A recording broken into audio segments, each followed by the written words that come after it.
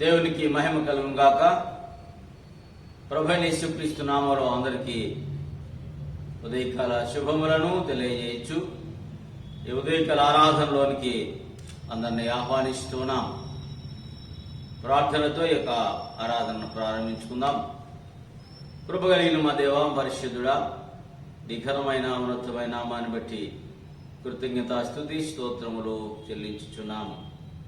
ప్రీతండి, ఈ దినము జరిగించబడే ఆరాధనంతయు నీకు మహిమకరముగాను, వినుచున్న బిడ్డలందరికీ, వీక్షించున్న కుటుంబాలకును ఆశీర్వాదకరంగా జరిగించి మహిమా ఘనత ప్రభావం మీరు పొందమని యేసు నామములో వేడుకొంచున్నాం తండ్రి, ఆమేన్. ఆంధ్ర క్రైస్తవ కీర్తన పుస్తకములో నుండి 81వ కీర్తన, భజన చేయొచ్చు భక్త పాలక అనే కీర్తన పాడుకుంటూ దేవుని నామమును మహిమపరుద్దాం. భజన చేయుచు భక్త పాలక ప్రస్తుతింతో నీ నామమును, భుజనములపై జయమునిచ్చిన విజయుడా నిన్ను వేడుకొందు, విజయుడా నిన్ను వేడుకొందు. భజన చేయుచు భక్త పాలక ప్రస్తుతింతు నీ నామమును, దివ్య పదవిని విడచి నీవు దీనుడవై పుట్టినావు. భవ్యమైన బోధలెన్నో బాగుగా ధరనేర్పినావు, బాగుగా ధరనేర్పినావు. భజన చేయుచు భక్త పాలక ప్రస్తుతింతు నీ నామమును, నరులగావను పరమునుండి కరకు నీవు వచ్చినావు. పరుడనైనా నా కొరకు నీ ప్రాణమున పించినావు, ప్రాణమున పించినావు. భజన చేయుచు భక్త పాలక ప్రస్తుతింతు నీ నామమును, చెడిన వాడనైన నన్ను చేరదీసి రోసినావు. పడిన నాదు గోతి నుండి పైకి లేవా నెత్తినావు, పైకి లేవా నెత్తినావు. భజన చేయుచు భక్త పాలక ప్రస్తుతింతు నీ నామమును, చెడిన వాడనైన నన్ను చేరదీసి రోసినావు. పడిన నాదు గోతి నుండి పైకి లేవా నెత్తినావు, పైకి లేవా నెత్తినావు. భజన చేయుచు భక్త పాలక ప్రస్తుతింతు నీ నామమును, ఎంత ప్రేమ ఎంత దయ ఎంత కృప యేసయ్య నీకు, ఇంతయనివా నింపనిగలో ఎవనికి నిసాధ్యంబు కాదు, ఎవనికి నిసాధ్యంబు కాదు. భజన చేయుచు భక్త ప్రస్తుతింతు నీ నామమును. దేవి నామమునకు మహిమ కలుగును గాక. ఇది నా ఉదయకాల పరిశుద్ధ గ్రంథ బైబిల్ పాఠ్య భాగములు. పాత నిబంధన గ్రంథంలో నుండి ద్వితీయోపదేశకాండము 25వ అధ్యాయము 1 నుండి 19వ వచనం వరకును, క్రొత్త నిబంధన గ్రంథంలో నుండి అపోస్తలుడైన పౌలు రోమీయులకు రాసిన పత్రిక 13వ అధ్యాయము 11వ వచనం నుండి 14వ అధ్యాయము 5వ వచనం వరకు గల వాక్య భాగమును మనము ధ్యానం చేయబోతూ ఉన్నాం. ప్రియమైన దేవుని బిడ్డలారా, ఈ యొక్క భాగములో విశ్వాసి ఆత్మీయ జీవితంలో ఏ మెలకువలు కలిగి ఉండాలి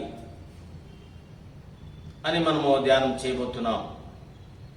ఈ పాత నిబంధన గ్రంథంలో ఒక మాట, ఈ 25వ అధ్యాయము ద్వితీయోపదేశకాండము 1 నుండి 19 వచనాలలో ఉన్నటువంటి భాగాన్ని మీరు ఇంటి వద్ద దాన్ని ఒకసారి మరలా చదివినట్లయితే మీకు అర్థమవుతుంది. దానిలో ఉన్నటువంటి భాగాన్ని 3 విషయాలు జ్ఞాపకం చేస్తాను.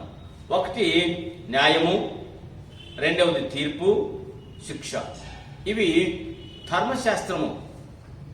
మోషే ద్వారా దేవుడు ఇశ్రాయేలులకు ఇచ్చినటువంటి ధర్మశాస్త్ర ఆజ్ఞలలోని ఈ ఆజ్ఞలను మనము చూడగలము. ధర్మశాస్త్రంలోని 10 ఆజ్ఞలతో పాటుగా దేవుడు మోషే గారి ద్వారా ఇశ్రాయేలుకు ఇచ్చినటువంటి 70 ఆజ్ఞలలో ఈ భాగాన్ని మనము చూడగలం. ఎందుకు అంటే ఈ యొక్క 25వ అధ్యాయంలో ఈ 3 విషయాలు మనం చూస్తాం. ఇశ్రాయేలీయులలో వాదన జరిగినప్పుడు, వ్యాధ్యం జరిగినప్పుడు న్యాయం కావాలి కనుక అది న్యాయము, తర్వాత తీర్పు, దానికి శిక్ష. ఈ 3 విషయాలు ఈ అధ్యాయం అంతట్లో మనం చూడగలం. ఎందుకంటే వాటిని మరి విశ్లేషించి మనం ధ్యానించడానికి మనం సమయం తక్కువ కాబట్టి మీరు వాటన్నిటి ఆ భాగం అంతటి వల్ల చదవాలని జ్ఞాపకం చేస్తూ మనం చేయించున్నాను. మరి నూతన నిబంధన గ్రంథంలోని అపోస్తలుడైన పౌలు గారు రోమీయులకు రాసిన పత్రిక 13వ అధ్యాయము 11 నుంచి 14 అధ్యాయము 5వ వచనం గల భాగాలు మనం గమనించినట్లయితే 7 విషయాలను మనము ఇక్కడ చూడగలుగుతున్నాం. మొదటిది నిద్ర. నిద్ర మేలుకొను వేళ అయినది. 2వది సమయము. 3వది విశ్వాసము. 4వ మాట రక్షణ. 5వ మాట అంధకార క్రియలను విసర్జించుట. 6వ మాట తేజస్ సంబంధమైన యుద్ధోపకరణములు.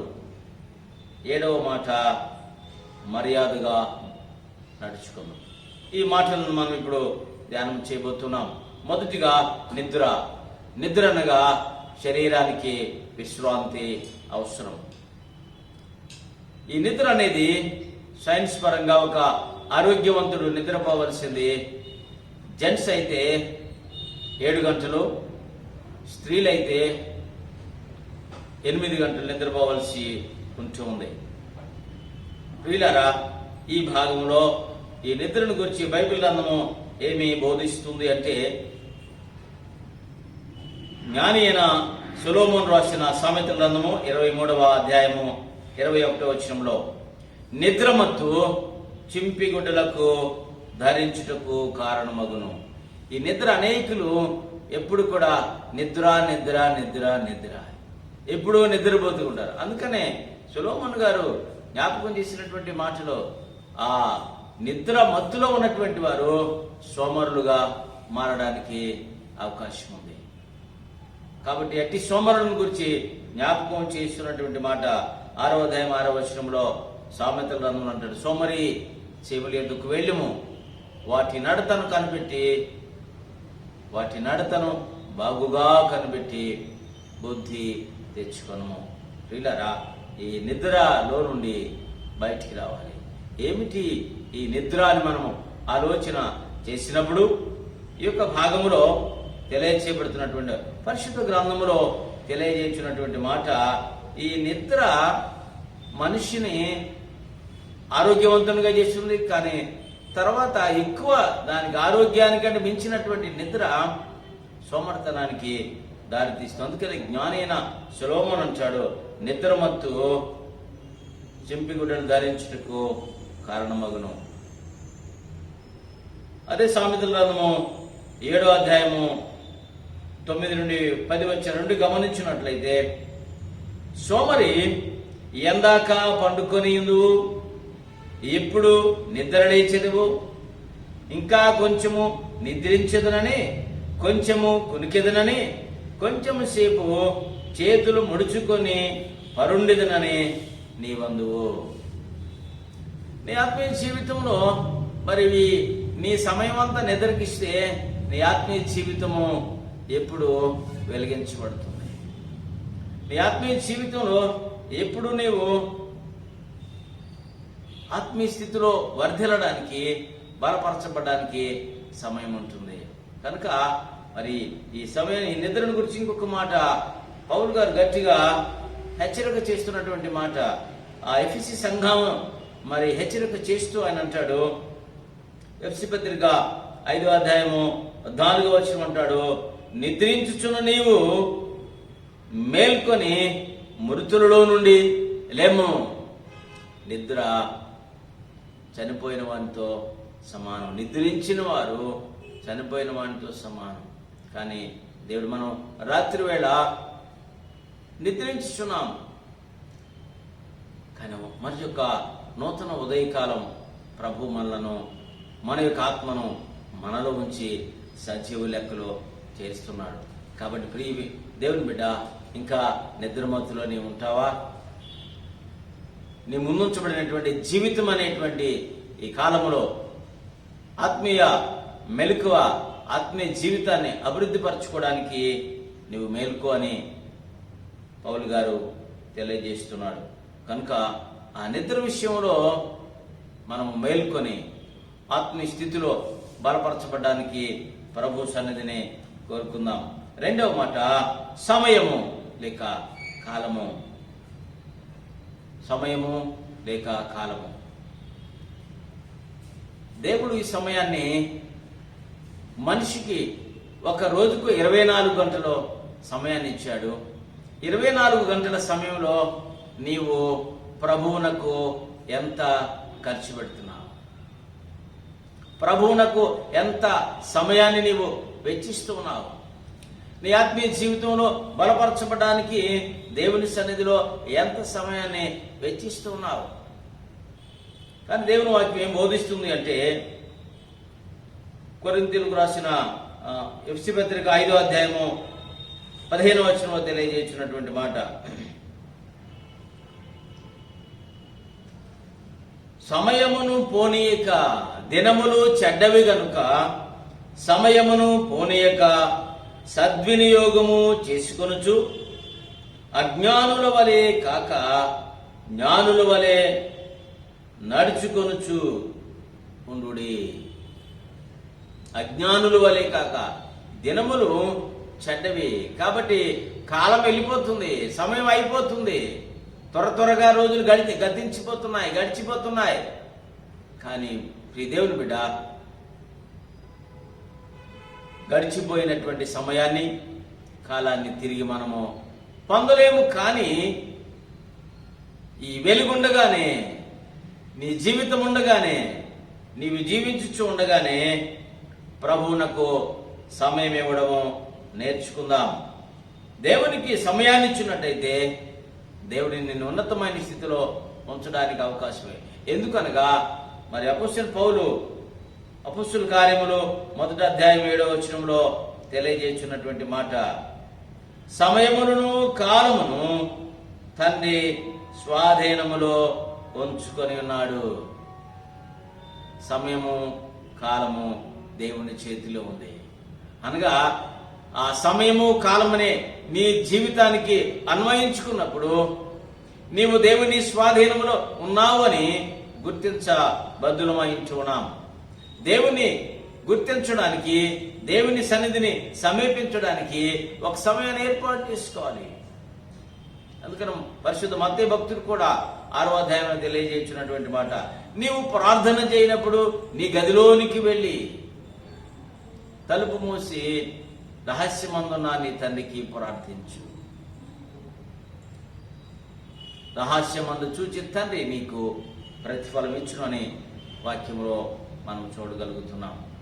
దేవుని బిడ్డలారా, మరి ఏకాంత ప్రార్థన సమయం దేవునికి నీవు ఇచ్చినప్పుడు దేవుడు నిన్ను ఆశీర్వదించడానికి అవకాశం ఉన్నది. కాబట్టి ఈ మనకున్నటువంటి కొద్ది సమయము త్వరగా గతించిపోతుంది. కాలము అతి తొందరగా జరిగిపోతుంది. మనకు అనిపిస్తుంది సంవత్సరం వెంబడి సంవత్సరం, రోజు వెంబడి రోజులు గతించిపోతూ ఉన్నాయి. మరి నీ ఆత్మీయ జీవితంలో దినదినము దేవునికి దగ్గరగా ఉంటున్నావా? ఆ సమయము దేవునికి ఇవ్వడం నేర్చుకోవాలని ప్రభు పేరిట మనం చేయించున్నాను.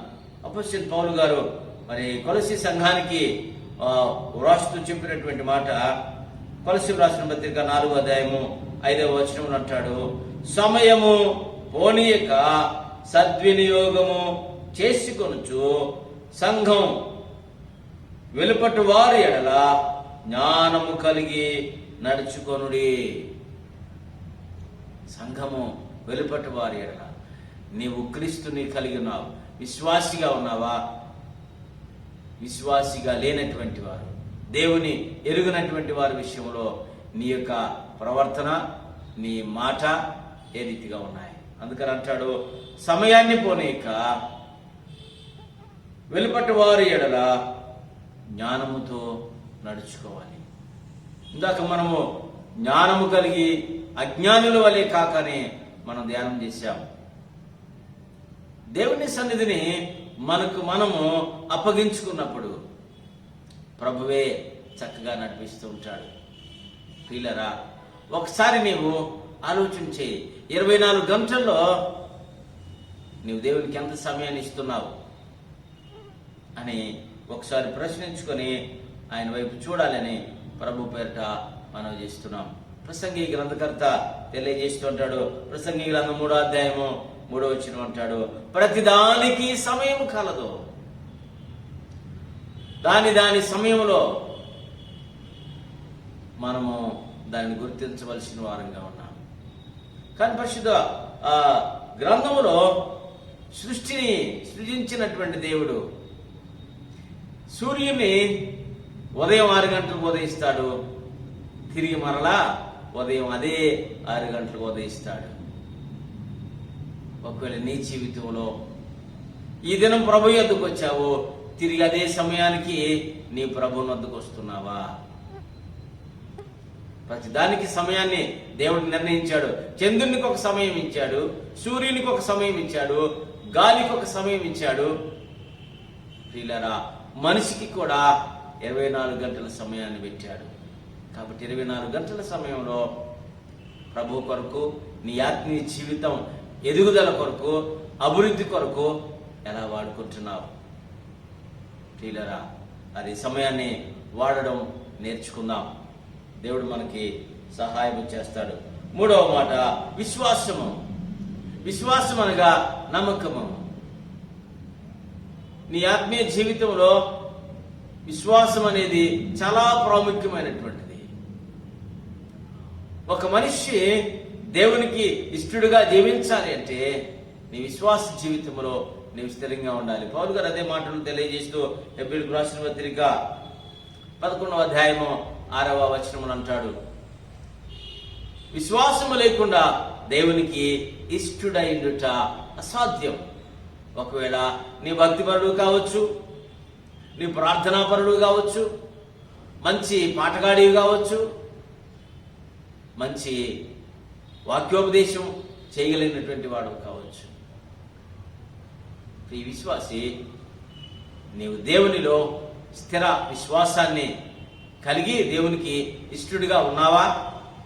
నిన్ను నీవే పరీక్ష చేసుకోవాలని ప్రభు పేరిట ఈ ఉదయకాలం మనం చేస్తున్నాం. దేవుని వాక్యం బోధిస్తుంది, విశ్వాసము లేకుండా దేవునికి ఇష్టడుగా ఉండట అసాధ్యం. ప్రేమ దేవుని బిడ్డారా, మరి దేవునికి ఇష్టడుగా ఉండడానికి ప్రయత్నం చేద్దాం. ఎలా ఇష్టడిగా ఉండాలి, ఎలా ఉంటే దేవుణ్ణి సంతోషపరుస్తాం, ఎలా జీవిస్తే దేవుణ్ణి సంతోషపరుస్తాం, ఏ రీతిగా ఉంటే ప్రభువుకి ఇష్టంగా ఉంటాం. నేను నీవే పరీక్ష చేసుకో. దేవుని యొక్క వాక్యం అయితే సెలవిస్తూ ఉంది. కొలస్సీయులకు రాసిన పత్రిక 2వ అధ్యాయము 6వ వచనంలో గమనించినట్లయితే, కావున సహోదరులారా, మీరు ప్రభు అయిన యేసుక్రీస్తు మీరు అంగీకరించిన విధముగా ఆయన యందు వేరుపారిన వారై ఇంటి వలె కట్టబడుచు మీరు నేర్చుకున్న ప్రకారముగా విశ్వాసమందు స్థిరపరచబడుతూ కృతజ్ఞతాస్తుతులు చెల్లించుట యందు విస్తరించుచు ఆయన యందుండి నడుచుకొనుడి. ఈ భాగంలో 3 విషయాలు మనం చూసాం. ఒకటి, ఆయన యందు వేరుపారిన వారమై కదా. ఒక మొక్క నాటితే ఆ మొక్క దాని యొక్క వేరు భూమిలోనికి వెళ్ళినప్పుడు భూమిలో ఉన్నటువంటి సారాన్ని గుంజుకొని తేమను స్వీకరించి అది వృద్ధి చెందుతుంది. ఒకవేళ నీవు క్రీస్తుని నమ్మినట్లయితే, క్రీస్తునందు విశ్వాసం ఉంచినట్లయితే, నీ విశ్వాసపు వేరు దేవునిలో బలంగా పాతుకొని ఉండాలి. అలా పాతుకుపోయినప్పుడు నీవు స్థిరంగా ఉండడానికి అవకాశం ఉన్నది. దానికి ఉదాహరణగా చెప్తున్నాడు, ఇంటి వలె కట్టబడచ్చు. ఇటుక మీద ఇటుక పెట్టి కడుతూ ఉంటే అది ఇల్లు సంపూర్తి అవడానికి అవకాశం ఉంది. ఆ రీతిగానే దినదినము నీవు ప్రభువు పాద సన్నిధిలో భక్తి విశ్వాసములతో నీవు జీవించినప్పుడు నీ ఆత్మీయ జీవితాన్ని కట్టుకోవడానికి అవకాశం ఉంది. 2వ మాట దాంట్లో అంటాడు, విశ్వాసముందు స్థిరపడుచు నేర్చుకున్నటువంటి వాక్యము ద్వారా, నేర్చుకున్న వాక్య ప్రకారముగా, వినినటువంటి వాక్య ప్రకారముగా, దేవునికి ఆజ్ఞానుసారముగా నీవు స్థిరపరచబడినట్లయితే. అందుకని అంటాడు రోమీయులకు రాసిన పత్రిక 10వ అధ్యాయం 17వ వచనంలో తెలియజేస్తాడు, వినుట వలన విశ్వాసం కలుగు. దేవుని వాక్యాన్ని వింటున్నటువంటి ప్రకారముగా, విశ్వసించిన ప్రకారముగా నీవు స్థిరపడుచు. 3వ మాట, కృతజ్ఞతాస్తుతులు చెల్లించుట యందు విస్తరించుచు ఆయన యందు నడుచుకొనుడి. కృతజ్ఞతాస్తుతులు దేవునికి నిత్యము చెల్లిస్తూ ఆయనలో మనం బలపరచబడుతూ నడుచుకోవాలని పౌలు గారు తెలియజేస్తున్నాడు. నిజమే, ఇది ఆనాడు ఆ కొలస్సీ సంఘానికి తెలియజేశాడు. ఈనాడు ప్రియ విశ్వాసులందరికీ కూడా ఆ మాటను జ్ఞాపకం చేస్తున్నాడు. నీవు ప్రభువులో వాక్యాన్ని వినిన ప్రకారముగా, విశ్వసించిన ప్రకారముగా స్థిరపరచబడి వేరుపారిన వారై ఆయనలో ఇంటి వలె కట్టబడడానికి ప్రయాసపడండి. ప్రభు మిమ్మల్ని ఉన్నతమైన స్థితిలో ఉంచడానికి ఇష్టపడుతున్నాడు. 4వ మాట, రక్షణ. రక్షణ అంటే ఏంటి? చాలా మంది వేసే ప్రశ్న, బ్రదర్ నీవు రక్షణ పొందావా? సిస్టర్ నీవు రక్షణ పొందావా? ఈ దిన ప్రియ విశ్వాసులారా, మీరు రక్షణ పొందారా? ఈ ప్రశ్న నీకు వేసినప్పుడు నీ సమాధానం ఏంటి? రక్షణ పొందడం అంటే క్రీస్తును నీ జీవితంలో చేర్చుకోవడమే, క్రీస్తుని నీ హృదయమందు కలిగి ఉండడమే. చక్కగా ఈ యొక్క భాగంలో తెలియజేస్తాడు. రోమీయులకు రాసిన పత్రిక 13వ అధ్యాయము 6వ వచనంలో తెలియజేస్తున్న మాట, ఇప్పుడు రక్షణ మనకు మరీ సమీపముగా ఉన్నది. రక్షణ మరీ సమీపంగా ఉంది. ఎలా సమీపంగా ఉందంటే, యోహాను సువార్త 1వ అధ్యాయం 1వ వచనంలో, ఆది యందు వాక్యము ఉండెను, వాక్యము దేవుని యొద్ద ఉండెను, వాక్యము దేవుడై ఉండెను. ఆ వాక్యము ఇప్పుడు నీ మధ్య ఉంటుంది, నీ ఇంట్లో ఉంటుంది. ఆ వాక్యము నీ హృదయంలో ఉండాలి, నీ మనస్సులో ఉండాలి, నీ ఆలోచనలో ఉండాలి. అదే నీ రక్షణ జీవితానికి సార్థకత. ప్రియమైన దేవుని బిడ్డలారా, పరిశుద్ధ గ్రంథము సెలవిస్తుంది. అపొస్తలుడైన పౌలు తెలియజేస్తూ కొరింథీయులకు రాసిన 2వ పత్రిక 6వ అధ్యాయము 2వ వచనం అదే మాట మనం చూడగలుగుతున్నాం. ఇదిగో ఇప్పుడే మిక్కిలి అనుకూలమైన సమయము, ఇదిగో ఇదే రక్షణ దినము. ఇదే రక్షణ దినం అని ఎందుకు అంటున్నాడంటే, ఈ దినము నీవు ప్రభువుని అంగీకరిస్తే, ఈ దినము నీవు దేవుని వాక్యం నందు నమ్మిక ఉంచి విశ్వాసం ఉంచినట్లయితే అదే నీవు రక్షణ దినం. నీవు సంపూర్ణంగా ఆయన నీ హృదయంలోనికి చేర్చుకోవాలి. మనకు బాగా సుపరిచితమైన భాగము పరిశుద్ధ గ్రంథములో పరిశుద్ధుడైన లూకా రాసిన సువార్త 19వ అధ్యాయంలో గమనించినట్లయితే 9వ వచనంలో యేసు అంటున్నాడు, అక్కడ వ్రాయబడినటువంటి మాట, ఇతడు అబ్రహాము కుమారుడే. ఎందుకు ఈ మాట ఆయన అంటున్నాడు అంటే, ఆ జక్కయ్య జీవితంలో కలిగినటువంటి ఆశ, ఆయన ఎవరో చూడాలి అనుకున్నాడు. ఆయన చేసే అద్భుతాలు విన్నాడు. ఆయన చేస్తున్నటువంటి ఆశ్చర్య కార్యాలను గురించి పరీక్ష చేశాడు, పరిశీలించాడు. ఆయన చూడాలనుకున్నాడు. ప్రియ దేవుని బిడ్డ, మరి అనేక రీతులుగా ఈ సువార్త ప్రకటించబడుతుంది. ఈ దుర్దినాలలో, ఈ భయంకర పరిస్థితుల్లో నుండి విడిపించబడ్డానికి దేవుని యొక్క రక్షణ సువార్త ప్రకటించబడుతుంది. టీవీల ద్వారా, భక్తుల ద్వారా, మరి అనేక మంది మరి దైవజనుల ద్వారా, అనేక మంది విశ్వాసుల ద్వారా, సువార్థికుల ద్వారా ఈ యొక్క పరిచర్య జరిగించబడుతుంది. కరపత్రాల ద్వారా, రేడియో ద్వారా ఈ సువార్త వినిపించబడుతుంది. ఈ రక్షణ సువార్త నీ విన్నట్లయితే నిర్లక్ష్యం చేయకు. నిర్లక్ష్యం చేయక, విని విడిచిపెట్టక అంగీకరించడానికి ప్రయత్నం చేయి. ఈ యొక్క జక్కయ్య అయితే ప్రయత్నం చేశాడు, ఆశపడ్డాడు. ఆ రక్షణ కర్త అయినటువంటి యేసు క్రీస్తు ఆయన ఇంటికి వచ్చి అంటున్నాడు, ఇతడు అబ్రహాము కుమారుడే, నేడు ఈ ఇంటికి రక్షణ వచ్చి ఉన్నది. ప్రభు అయిన యేసు నిన్ను రక్షించడానికి, నిన్ను రక్షణలో నడిపించడానికి ఆయన నీ హృదయం అనే గుమ్మం దగ్గర ఉన్నాడు. నీ హృదయం అనే ద్వారం ఎదుటున్నాడు. నీ హృదయం తెరిచినట్లయితే, నీ హృదయంలోనికి ఆయనను చేర్చుకున్నట్లయితే నీవు రక్షించబడతావు. దేని నుండి రక్షణ? పాపము నుండి, శాపము నుండి విడిపించబడ్డానికి. ఈ లోకాన్ని ముగించిన తర్వాత, విడిచిపెట్టిన తర్వాత నీవు ప్రభువుతో కూడా ఉండేటువంటి గొప్ప భాగ్యం. అది రక్షణకు సాదృశ్యంగా ఉంటుంది. మరి నీవు రక్షణ పొందడానికి ఇంకా నిర్లక్ష్యంతో ఉన్నావా? దేవుని వాక్యం తెలియజేస్తుంది, ఇదే మిక్కిలి అనుకూలమైన సమయం, ఇదే రక్షణ దినం. ప్రభువుని నీ హృదయంలోనికి అంగీకరించు, ఆహ్వానించు. ప్రభు ఇచ్చే రక్షణ పొందుకొని పరలోకాన్ని స్వతంత్రించుకో. 5వ మాటగా అంధకార క్రియలు విసర్జించుడి. రోమీయులకు రాసిన పత్రిక 13వ అధ్యాయము 12వ వచనం అంటాడు, రాత్రి చాలా గడిచి పగలు సమీపముగా ఉన్నది కనుక మనము అంధకార క్రియలను విసర్జించి, అంధకార క్రియలను విసర్జించుట. ఈ అంధకార క్రియలు శరీరానికి ఎంతో ఇష్టమైనవి.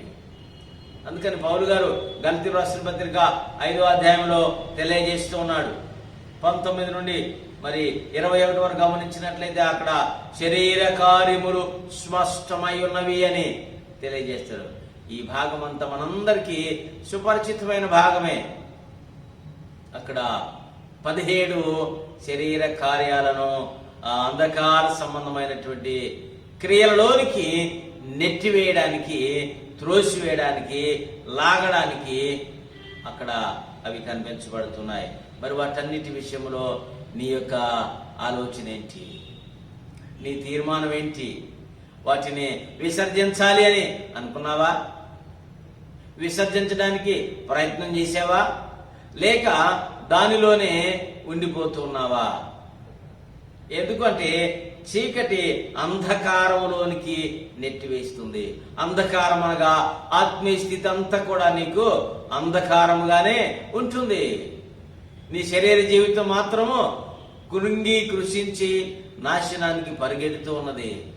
దాని నుండి నీవు విడిపించబడాలి అంటే ప్రభు అయిన యేసు వైపు చూడు. అంధకార క్రియలను విడిచిపెట్టి ప్రభు వైపు చూచినప్పుడు నీవు బలపరచబడడానికి అవకాశం ఉంటుంది. ప్రియమైన దేవుని బిడ్డారా, ఎఫెసీయులకు రాసిన పత్రిక 5వ అధ్యాయము 11వ వచనం అంటాడు, మీరు నిష్ఫలమైన అంధకార క్రియలలో పాలివారై ఉండక వాటిని ఖండించుడి. ఇందాక మాటలో అన్నాడు గళతీయులకు రాసిన పత్రిక, వాటిని విసర్జించుడి, వాటిని విడిచిపెట్టాలి. అవి విడిచిపెట్టినప్పుడు మాత్రమే నీ ఆత్మీయ స్థితిని నీవు వృద్ధిపరచుకోవడానికి, ప్రభువుకు దగ్గరగా జీవించడానికి అవకాశం ఉంటుంది. అందుకని అంటాడు, ఈ శరీరపరమైనటువంటి అంధకార క్రియలన్నీ కూడా నిష్ఫలమైనవి. అందుకని అంటాడు, ఆ నిష్ఫలమైన అంధకార క్రియలలో మీరు పాలివారై ఉండక వాటిని ఖండించుడి. ఎలయనగా అట్టి క్రియలు చేయువారు రహస్యమందు జరిగించు పనులను గూర్చి మాట్లాడుటైనను అవమానకరమునై ఉన్నది. అటివారు అవే మాట్లాడుతుంటాడు. ప్రియమైన దేవుని బిడ్డారా, ప్రియ విశ్వాసులారా, మీరిద్దరు ముగ్గురు కూడినప్పుడు ఏ మాటలకు అవకాశం ఇస్తున్నారు? ఏమి తలస్తూ ఉన్నారు? ప్రభువుని గురించిన మాట నీవు మాట్లాడుతున్నావా? ప్రభువుని గురించి నీవు సంభాషిస్తున్నారా? అందుకనే పౌలు గారు అంటాడు, చాలా జాగ్రత్త, అంధకార క్రియలను విసర్జించండి. వాటి విషయమై అవి ఎలా ఉంటాయట? మానవుల్లో శరీరపరంగా ఉన్నటువంటి ఆ కార్యాలను కొన్నింటిని ఇక్కడ మనం చూడగలుగుతున్నాం. గళతీయులకు రాసిన పత్రిక 5వ అధ్యాయంలో 17 గమనిస్తున్నాం. ఎఫెసీయులకు రాసిన పత్రిక 4వ అధ్యాయంలో 31వ వచనంలో కొన్ని మనం గమనించగలుగుతున్నాం. సమస్తమైన ద్వేషము, కోపము, క్రోధము, అల్లరి, దూషణ ఇవి స్పష్టంగా కనబడుతున్నాయి. వాటిని కూడా విసర్జించాలి. ఒకవేళ ఈ లేని వారు ఎవరైనా ఉన్నారా ప్రియులారా? ఒకవేళ ఉన్నట్లయితే వాటిని ఈ దినం విసర్జించడానికి, అలాంటి వాటితో పాలువారై ఉన్నవారిని ఖండించడానికి ప్రభు వాక్యము ఈ దినం నీతో మాట్లాడుతుంది. దేవుని వాక్యము నీతో మాట్లాడుతున్నప్పుడు నీ హృదయాన్ని తెరువు. వెంటనే పశ్చాత్తాపడు. ప్రభువా, ఈ యొక్క అంధకారమైనటువంటి క్రియలో అంధకారములోనికి నెట్టివేసే ఈ యొక్క కార్యములన్నిటినీ విసర్జించడానికి నాకు సహాయం చేయి అని వెంటనే వాటిని ప్రభు ఎదుట ఒప్పుకొని విడిచిపెట్టినట్లయితే నీవు ఆశీర్వదింపబడడానికి అవకాశం ఉంటుంది. దేవుని బిడ్డారా, మరి ఈ లోకంలో అంతే కూడా శరీరాశ, నేత్రాశ, జీవపడము వీటిలో కలిగి నిండిపోయినది. పాపపు కోపముగా తయారైపోయింది. ఒకవేళ దేవుని యందు విశ్వాసం ఉంచిన, నమ్మిక ఉంచిన ప్రియ విశ్వాసి, నా కుమారుడా, కుమార్తె అని ప్రభు సెలవిస్తూ సంబోధిస్తున్నాడు. నా మాటలో మీ హృదయములో నింపుకోండి. నా మాటలో నీ హృదయములో నింపుకో అని తెలియజేస్తున్నాడు. కనుక నీ వాటిని విడిచిపెట్టడానికి సిద్ధంగా ఉన్నావా? 32వ కీర్తన మరి దావీదు మహారాజు కూడా అదే తెలియజేస్తున్నాడు. తన అతిక్రమములకు పరిహారమునొందినవాడు, తన పాపములకు ప్రాయశ్చిత్తమునొందినవాడు ధన్యుడు. నీవు ఈ దినము ధన్యునిగా ఉండాలని ప్రభు పేరట నేను మనవి చేయుచున్నాను. ప్రియ సోదరి సోదరుడా, దేవుని యందు విశ్వాసముంచు. నీ ఆత్మీయ జీవితాన్ని బలపరచుకోండి. నీ ఆత్మీయ జీవితాన్ని బలపరచుకోవడానికి ఇంకొక మాట, 6వ మాటగా తేజస్ సంబంధమైన యుద్ధోపకరణములను ధరించుకొనుము. తేజస్ సంబంధమైన యుద్ధోపకరణాలు. ఇక్కడ రోమీయులకు రాసిన పత్రిక 13వ అధ్యాయం 12వ వచనం 2వ భాగం అంటాడు, అంధకార క్రియలను విసర్జించి తేజస్ సంబంధమైన యుద్ధోపకరణములను ధరించుకొందము. జాగ్రత్త, యుద్ధోపకరణాలు ధరించుకోవాలి. సైన్యంలో ఉన్నటువంటి సైనికుడు కావలసినటువంటి ఆ యుద్ధానికి సిద్ధమైనటువంటి తన శరీరం గాయపడకుండా, తన ప్రాణం శత్రువు చేతికి చిక్కకుండా ఉండడానికి ఆ శరీరం అంతటిని ఆ యుద్ధ కవచముల చేత నింపుకుంటాడు, ధరించుకుంటాడు. మరి నీవెవరితో యుద్ధం చేయాలి? సాతానుతో యుద్ధము చేసేవారు. అందుకనే మీరు పోరాడున్నది అధికారులతోనూ, దురాత్మలతోనూ, అంధకార సంబంధమైన లోకనాథులతోనూ, దురాత్మల సమూహముతోనూ మీరు పోరాడాలి అని పౌలు గారి ద్వారా తెలియజేస్తున్నాడు. ఒకవేళ నీ పోరాటం దేనితో? నీ శరీరంలో ఉన్న శరీర కార్యాలపై నీవు విజయాన్ని పొందాలి. శరీర కార్యాలపై నీవు విజయాన్ని పొందాలి. అందుకని అంటాడు, పొందాలి అంటే నీవేమి చేయాలి? కొరింథీయులకు రాసిన 2వ పత్రిక 6వ అధ్యాయము 7వ వచనం అంటాడు, సత్యవాక్యము చెప్పుట వలనను, దేవుని బలము వలనను, కుడి ఎడములను నీతి ఆయుధములు కలిగి ఘనతాఘనతలు, సుకీర్తి దుష్కీర్తుల వలనను దేవుని పరిచారకులమై మమ్మల్ని మేమే మెప్పించుకొనుచున్నాము. పౌలు గారి యొక్క మాటలో, ఒకవేళ సత్యవాక్యాన్ని వింటున్న నీవు, సత్యవాక్యాన్ని చేతబట్టుకున్న నీవు, సత్యవాక్యానుసారములో జీవిస్తున్న నీవు ఆ మాట చెప్పగలవా? ఈ లోకంలో నిన్ను నీవే మెప్పించుకోవడానికి, ఘనతలు పొందడానికి, సుకీర్తి దుష్కీర్తులు పొందడానికి దేవుని యొక్క బలము, నీతి ఆయుధము కలిగి నిలబడినట్లయితే నీవు దేవుని దృష్టిలో నీతిమంతునిగా ఉంటావు. శరీర క్రియలన్నిటినీ జయించిన వానిగా ఉంటావు. ఆత్మీయ జీవితాన్ని బలపరుచుకునేవానిగా ఉండడానికి అవకాశం ఉంది అని ఈ పౌలు గారు తెలియజేస్తున్నాడు. మరి యుద్ధోపకరణాలు గురించినటువంటి వాక్య భాగము అపొస్తలుడైన పౌలు ఎఫెసీయులకు రాసిన పత్రిక 6వ అధ్యాయము 11వ వచనం నుండి మనము గమనించినట్లయితే అక్కడ ఈ భాగాలను మనము చూడగలుగుతున్నాం. అపొస్తలుడైన పౌలు ఎఫెసీయులకు రాసిన పత్రిక 6వ అధ్యాయము 11 నుంచి నేను చదువుతాను, జ్ఞాపకం చేసుకోండి. మీరు అపవాది తంత్రములను ఎదిరించుటకు శక్తిమంతులగునట్లు దేవుడిచ్చు సర్వాంగ కవచమును ధరించుకొనుడి. ఏలైనగా మనము పోరాడునది శరీరులతో కాదు, ప్రధానులతోనూ అధికారులతోనూ ప్రస్తుత అంధకార సంబంధులకు లోకనాథులతోనూ ఆకాశమండమందున్న దురాత్మల సమూహములతోనూ పోరాడుతున్నాము. అందుచేత మీరు ఆపద్దినమందు సాతానుని ఎదిరించుటకును సమస్తమును నెరవేర్చిన వారై నిలవబడుటకును శక్తిమంతులగునట్లు దేవుడిచ్చు సర్వాంగ కవచమును ధరించుకొనుడి. ఆత్మీయ జీవితంలో వాటిని ధరించుకోవాలి, వాటిని కలిగి ఉండాలి. ఇక్కడ అంటాడు, ఎలాగనగా అవి ఎలా ధరించుకోవాలి? మీ నడుమునకు సత్యమని దట్టి కట్టుకొని, నీతియను మైమరువు తొడుక్కొని, పాదములకు సమాధాన సువార్త వలననైన సిద్ధ మనసును జోడు తొడుగుకొని నిలవబడుడి. ఇవన్నీయుగాక విశ్వాసమును డాలు పట్టుకొనుడి. దానితో మీరు దుష్టుని అగ్ని బాణములన్నింటినీ ఆర్పుటకు శక్తిమంతులగుదురు. మరియు రక్షణయును శిరస్త్రాణమును దేవుని వాక్యమును ఆత్మ ఖడ్గమును ధరించుకొనుడి. ఆత్మ వలన ప్రతి సమయమందును ప్రతి విధమైన ప్రార్థనను విజ్ఞాపనమును చేయుచు ఆ విషయమై సమస్త పరిశుద్ధుల నిమిత్తము పరిపూర్ణమైన పట్టుదలతో విజ్ఞాపన చేయుచు మెలకువగా ఉండుడి. ఇది అండి నీ ఆత్మీయ జీవితము పడిపోకుండా ఉండడానికి, సైతానును జయించడానికి దేవుడు ఇస్తున్నటువంటి మాటలు, దేవుడు నీకు అనుగ్రహిస్తున్నటువంటి జీవపు మాటలు.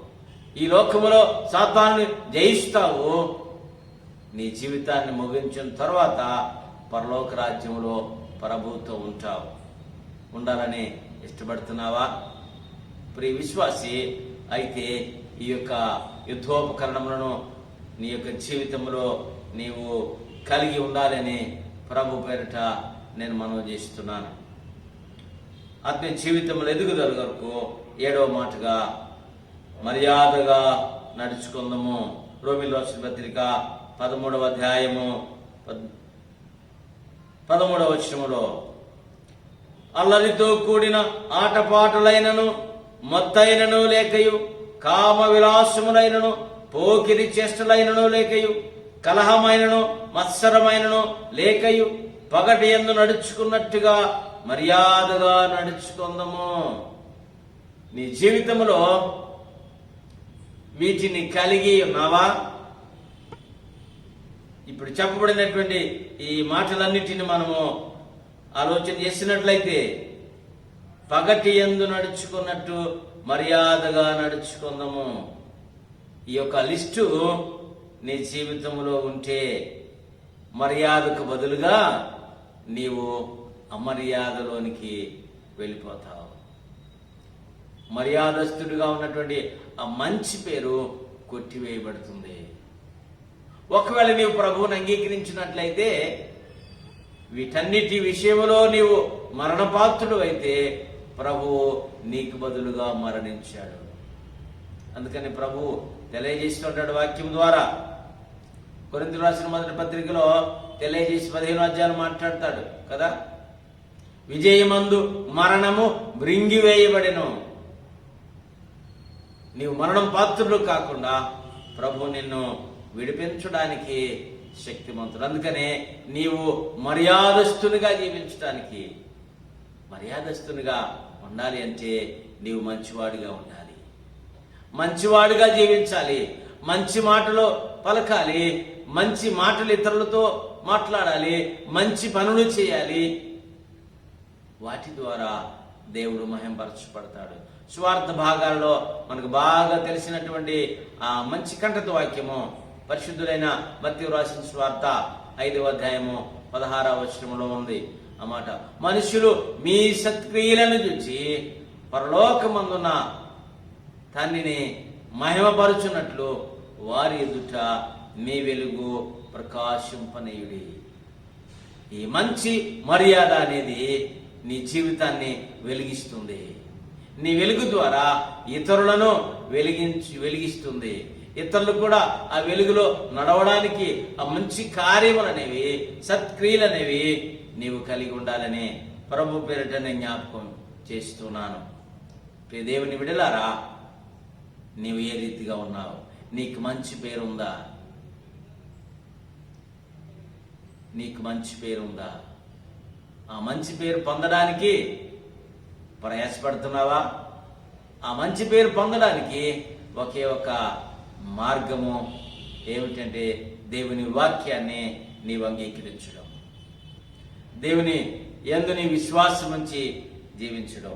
కాబట్టి బైబిల్ గ్రంథం ఏమి సెలవిస్తుందంటే, తెస్సలోనికీయులకు రాసిన మొదటి పత్రిక 4వ అధ్యాయము 10వ వచనం మనం గమనించినట్లయితే ఇక్కడ తెలియజేయబడుతున్నటువంటి మాట, సహోదరులారా, మీరు ప్రేమయందు మరియు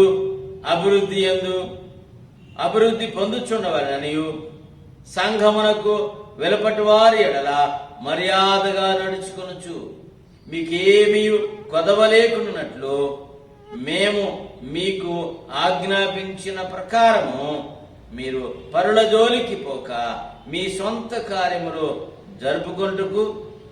జరుపుకొనుట యందు మీ చేతులతో పనిచేయుట యందును ఆశ కలిగి ఉండవలనని మిమ్మల్ని హెచ్చరించుచున్నాను. ఇక్కడ మనం కొన్ని మాటలు గమనించగలం. ఎలాగనగా, సంఘమునకు వెలుపటి వారి ఎడల, నీ ఇరుగు పొరుగు వారి ఎడల నీవు మర్యాదగా నడుచుకుంటున్నావా? అదే మాట అంటాడు, మీ సంభాషణ ఉప్పు వేచినట్లుగా రుచిగలదిగాను కృపాసహితముగాను ఉండవలెను. మర్యాదస్తుడు ఎవరు? మంచి చేసేవాడు మర్యాదస్తుడు, ఇతరులను ఆదరించేవాడు, మర్యాదగా పలకరించేవాడు. కాబట్టి పౌలు కూడా అదే మాట, మేము మీకు ఆజ్ఞాపించిన ప్రకారముగా మీకేమీ కదవ లేకుండానట్లు మీరు పరుల జోలికి పోక మీ సొంత కార్యములు జరుపుకొనుట యందు మీ చేతులతో పనిచేయుట యందును ఆశ కలిగి ఉండవలననే మిమ్మును హెచ్చరించుచున్నాను. దేవుని బిడ్డారా, నీవే రీతిగా ఉన్నావు? నిన్ను నీవే పరీక్ష చేసుకో. ఈ 7 మాటలు ఈ దినము ప్రభు మన ముందుంచాడు. నీ ఆత్మీయ జీవితంలో అభివృద్ధి చెందకుండా ఉన్నాయేమో, వీటిలో ఏవైతే నీకు ఆటంకంగా ఉన్నాయో ప్రభు దృష్టిలో నీవు మంచివాడిగా ఉండడానికి, ఆత్మీయ జీవితంలో ఎదుగుదల పొందడానికి, విస్తరించడానికి, అభివృద్ధి పొందడానికి, ఇంకా నీ ఆత్మీయ జీవితంలో నీవు అక్కడే ఉన్నావా? ఈ లోక నానుడి ప్రకారమా ఎక్కడ వేసినా గొంగళి అక్కడే ఉంది. ఆత్మీయ జీవితంలో భక్తిపరుడుగా ఉన్నావు, కానీ నీ విశ్వాస జీవితాన్ని ఒకసారి పరీక్షించుకున్నావా? ఈ నూతన సంవత్సరంలో జనవరి మాసము ముగించుకున్నాము. నూతన మాసమైన ఫిబ్రవరి మాసములో మనం ప్రవేశించాము. ఈ దినము నుండి అయినా నీ ఆత్మీయ జీవితాన్ని దినదినము ప్రభువులో అభివృద్ధి పరచుకోవడానికి, బలపరచుకోవడానికి, ఆయన మహిమను పొందడానికి, ఆయన శక్తిని పొందడానికి దేవుని ఎదుట నీవే అప్పగించుకో. దేవుడు ఈ దినము నుండి నిన్ను ఆయనలో బలపరచబడడానికి ఆయన ఇష్టపడుతున్నాడు. ప్రియ విశ్వాసుడా, ప్రియ విశ్వాసి, ఈ దినమే నీ జీవితాన్ని ప్రభువుకి అప్పగించుకో. రక్షణకర్త అయిన దేవుడు, రక్షణ అనుగ్రహించేటువంటి ప్రభు ఈ దినము నీ హృదయంలోనికి, నీ ఇంటిలోనికి రావడానికి ఇష్టపడుతున్నాడు. నీ హృదయం అనే ద్వారము తెరచి నిన్ను, ఆయనను నీ కుటుంబంలోనికి, నీ హృదయంలోనికి, నీ ఇంటిలోనికి చేర్చుకుని నీవు ఆయన అనుగ్రహించే ప్రతి ఆశీర్వాదం పొందుకుంటూ ఈ లోకంలో బలమైన, స్థిరమైన, సాక్షికరమైన విశ్వాసిగా, కుటుంబముగా వర్ధిల్లుటకు పరిశుద్ధాత్మ దేవుడు నడిపించి కాపాడునుగాక. ఆమేన్. ప్రార్థన చేసుకుందాం. కనికరము కలిగిన మా దేవా, నీకు స్తోత్రము నాయన.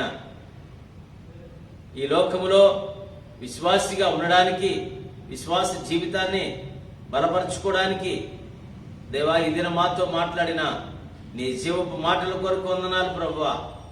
ఈ మాటలను బట్టి అనుదినము మా యొక్క ఆత్మీయ జీవితంలో బలపరచుకోవడానికి, నీలో వృద్ధి చెందించుటకును, అభివృద్ధి పొందుటకును, విస్తరించుటకును మాకు సహాయం చేయమని వేడుకుంటున్నాం. ఈ భయంకర దుర్దినాలలో మా ప్రభువా, మమ్మల్ని మేము నీ చేతులకు అప్పగించుకొని మీరు మా ముందుంచిన ఈ జీవితం అనే కాలమును, జీవితం అనే సమయాన్ని అయ్యా మీకు మొదటిగా అప్పగించుకుని మమ్మల్ని మేము ఈ లోకంలో వర్ధిల్ల చేసుకోవడానికి కృప చూపించమని వేడుకుంటున్నాం. ప్రభువా, ఈ టీవీ ద్వారా వాక్యం వింటున్న ప్రతి బిడ్డల కుటుంబాన్ని దీవించండి. మీకు స్తోత్రం. మా దేశంలో నెమ్మది, సమాధానం, ఆశీర్వాదం దయచేయండి. ఎవరైతే కుటుంబాలలో అనారోగ్యములతో, శరీర బలహీనత ఉన్నారో అటు వారిని మీరు ముట్టి స్వస్థత పరచండి. మా ప్రార్థన సహాయం కోరుతున్న ప్రతి ఒక్కరిని మీరు దీవించండి. ప్రత్యేకంగా ఈ దినము నాయన వారి యొక్క వివాహ దినమును, పుట్టుక దినమును జరుపుకుంటున్నటువంటి బిడ్డల్లో, కుటుంబాలలో మీ దీవెన దయచేయండి. ఈ నూతన సంవత్సరపు ఆశీర్వాదాలతో వారిని ఆశీర్వదించమని వేడుకుంటున్నాం. ఎల్లవేళ్ళ ప్రభు ప్రతి దినము తమను తాము నీకు సమర్పించుకొని నీ సన్నిధిలో మోకరించి ప్రార్థించుకొని మీరు అనుగ్రహించే ప్రతి ఆశీర్వాదం పొందుకుంటూ అయ్యా, ఈ యొక్క భయంకరమైనటువంటి పరిస్థితుల్లో నుంచి నీ వైపు చూడగలిగిన స్థితిని, రక్షణలోనికి నడిపించబడేటువంటి భాగ్యము ప్రతి ఒక్కరికి దయచేయమని వేడుకుంటున్నాం. దక్షిణ భారత సంఘాన్ని, అధ్యక్ష మండలాలను, అధ్యక్షుల వారిని, సేవా పరిచర్యను, సేవకులను, సంఘ కాపులను, స్వార్థికులను మీరు దీవించండి ప్రభువా. నీ రాకడ అతి సమీపముగా ఉంటుండగా రాకడ కొరకు ప్రతి ఒక్కరు సిద్ధపరచబడి రక్షణ పొందుకొని అయ్యా నీతో పాటుగా ఆ పరలోక రాజ్యాన్ని స్వతంత్రించుకునేలాగున కృప చూపించమని వేడుకుంటున్నాం. నశించిపోయే ఆత్మలు అనేకమంది ఉంటుండగా దేవా, నీ రక్షణ సువార్త ప్రభువా ప్రతి ఒక్కరూ అంగీకరించుటకును, ప్రకటించబడడానికి సాధనములుగా, పాత్రలుగా ప్రతి ఒక్కరిని వాడుకొని మీరు మహిమ పొందమని వేడుకుంటున్నాం. ముఖ్యంగా సంఘమును, సంఘ విశ్వాసులను, కుటుంబాలను మీరు దీవించమని స్తుతి, ఘనత, మహిమ నీకే ఆరోపిస్తూ మా కొరకు రానైన శ్రేష్టమైన యేసుక్రీస్తు అతి పరిశుద్ధ నామములో ప్రార్థించి అడిగి వేడుకొనుచున్నాం తండ్రి. ఆమేన్.